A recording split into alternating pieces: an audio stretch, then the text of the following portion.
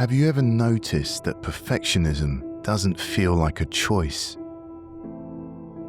It feels like a requirement.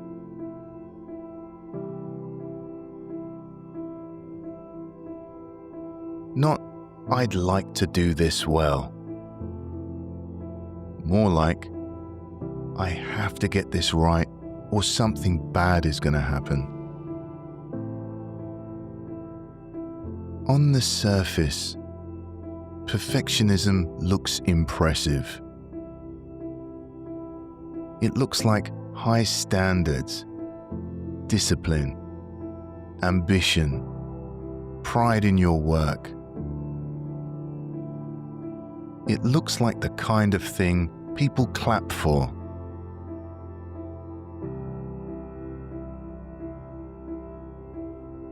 But if you sit with it for a moment and really listen, you can hear what it's actually saying underneath.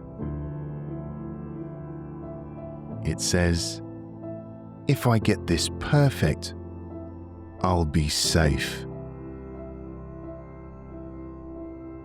Safe from what? Well, safe from being judged. Safe from being dismissed. Safe from being laughed at, criticized, misunderstood.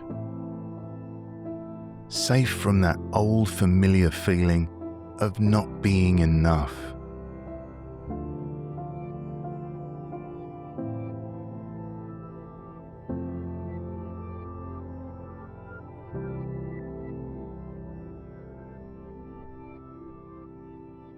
So perfectionism isn't really about excellence. It's a safety strategy, wearing an excellence costume. And that's why it's so sticky. Because if your nervous system believes that safety's on the line, it doesn't care how tired you are. It doesn't care that you've already done enough.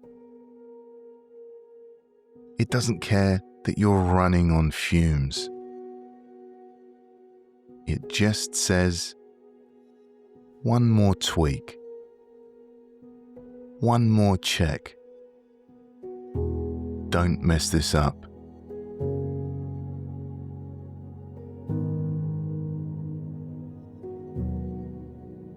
Here's the trap.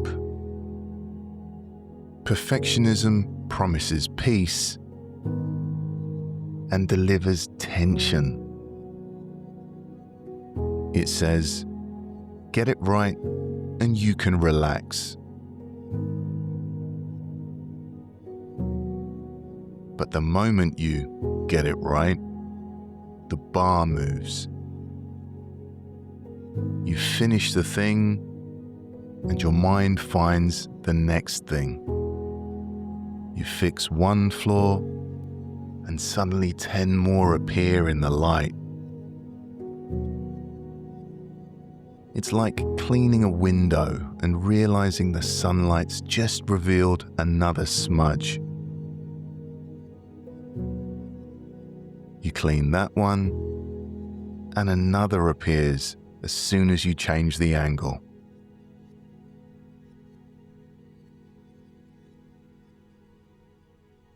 There's always another angle.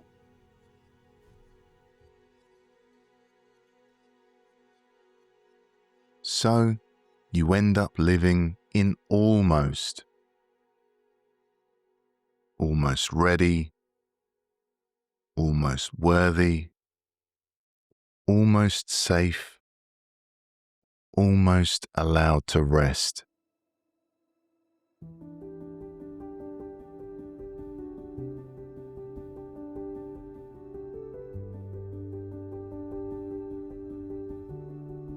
And that's how perfectionism quietly steals your life.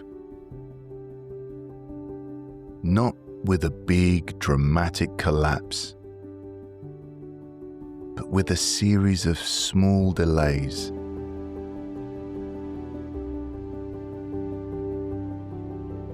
I'll relax when this is finished. I'll enjoy it when it's perfect. I'll feel proud when I've done more. I'll rest when I've earned it.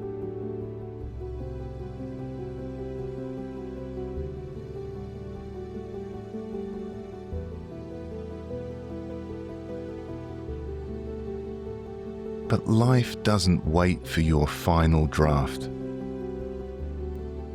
Life isn't a document you polish and then submit.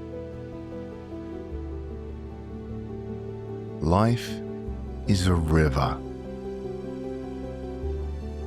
And rivers don't pause so you can make them neat.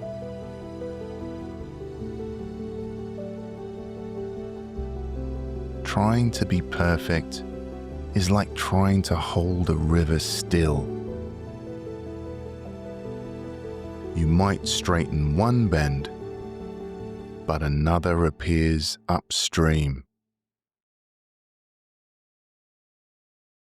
You can try to keep it tidy, but rivers don't do tidy.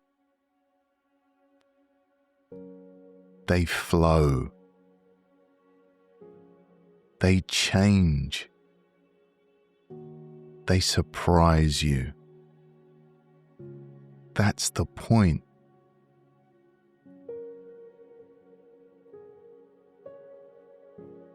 Here's something important. Perfectionism usually started as something loving, not soft and sweet, but loving in a survival way. Maybe as a child, you learned that mistakes weren't neutral. They had a cost.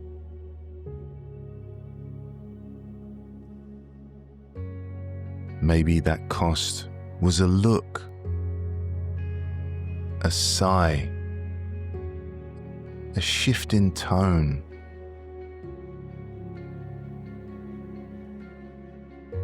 Maybe it was being compared to someone else.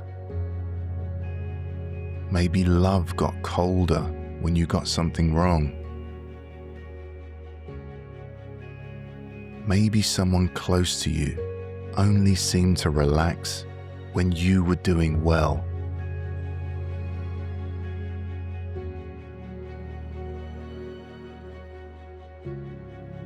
So you got very good at doing well.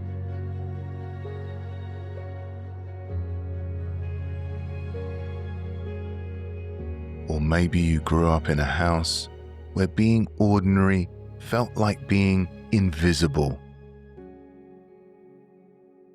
So you learned to be impressive, helpful, easy to praise.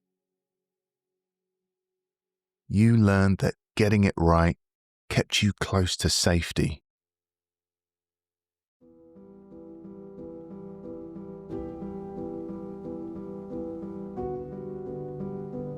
If that was the rule back then, of course your mind still believes it now. That's not stupid. That's loyal.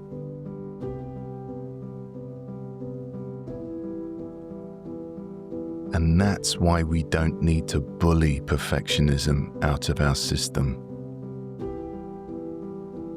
We don't need to call it our flaw and declare war on it. That just turns the whole thing into yet another performance. What we actually need is to understand it. Because once we see perfectionism as a protector, the whole relationship changes.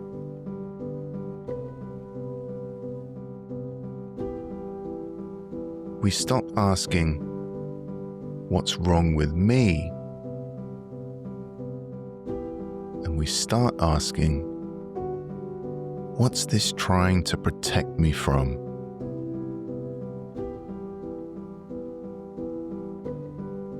That question is powerful. A protector that's never been understood doesn't relax. It keeps doing its job harder and harder. But a protector that feels seen doesn't have to shout as much.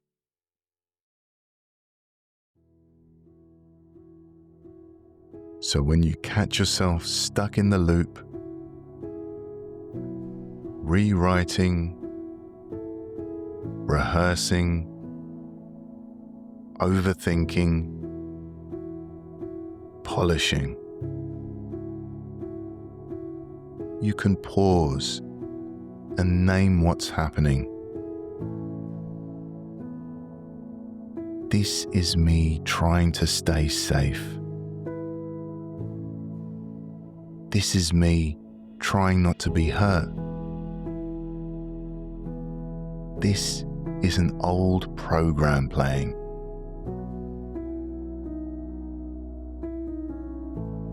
Not to make it disappear instantly. Just to stop letting it pretend it's the truth.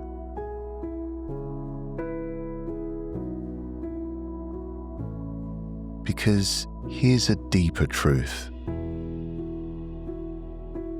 Safety doesn't come from perfection.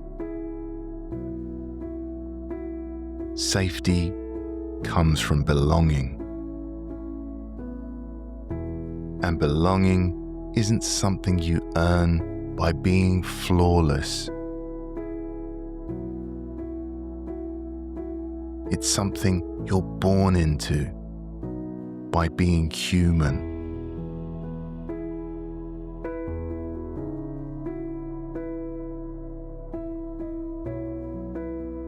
A tree doesn't earn its place in the forest by growing perfect leaves. The forest doesn't hold a meeting and say, "Nice job, tree. You can stay." It grows because it already belongs there.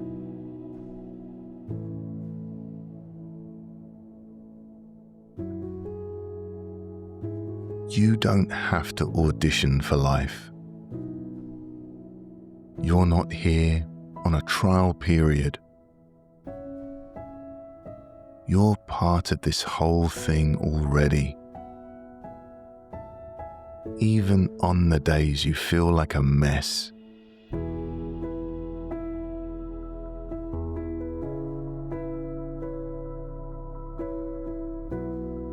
That doesn't mean you stop caring about doing things well. You're a striver. You've got standards. I get it.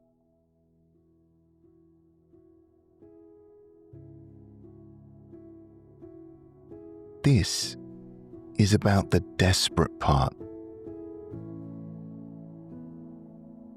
The part that says, if I'm not perfect, I'm not safe. That part can soften.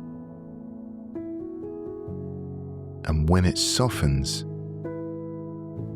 something wonderful happens. You don't become lazy. You become freer.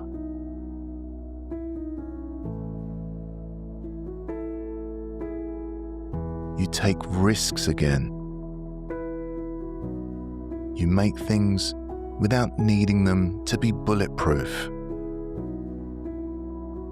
You rest without needing a justification.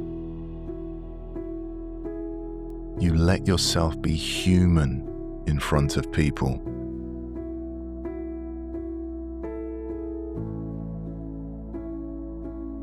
And ironically, that's when the work gets better.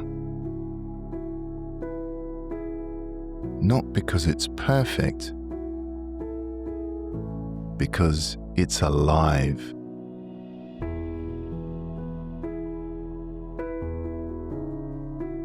So if you can feel that perfectionist part buzzing right now,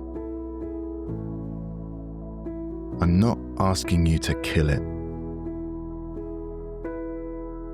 just to stop mistaking it for you.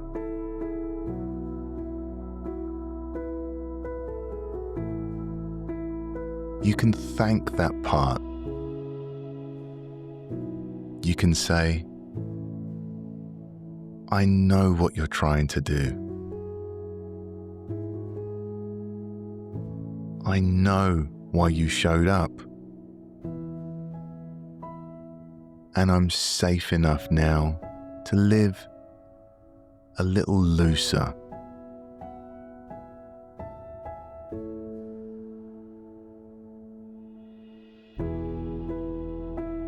And if your mind argues, but what if I mess up? You can answer calmly. Yeah, I will sometimes. And you'll still be here.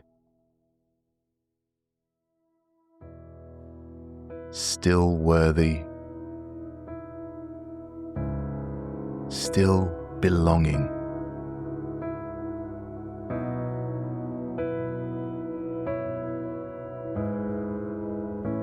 Because the point of this life was never to be flawless.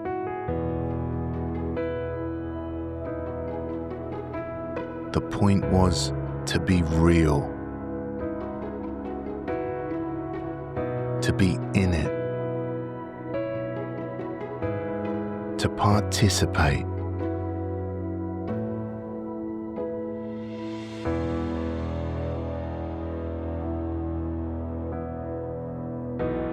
So maybe today, you don't have to finish yourself. You don't have to perfect yourself.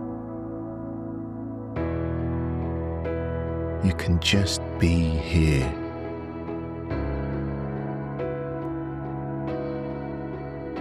A little unfinished. A little messy. A little beautifully human.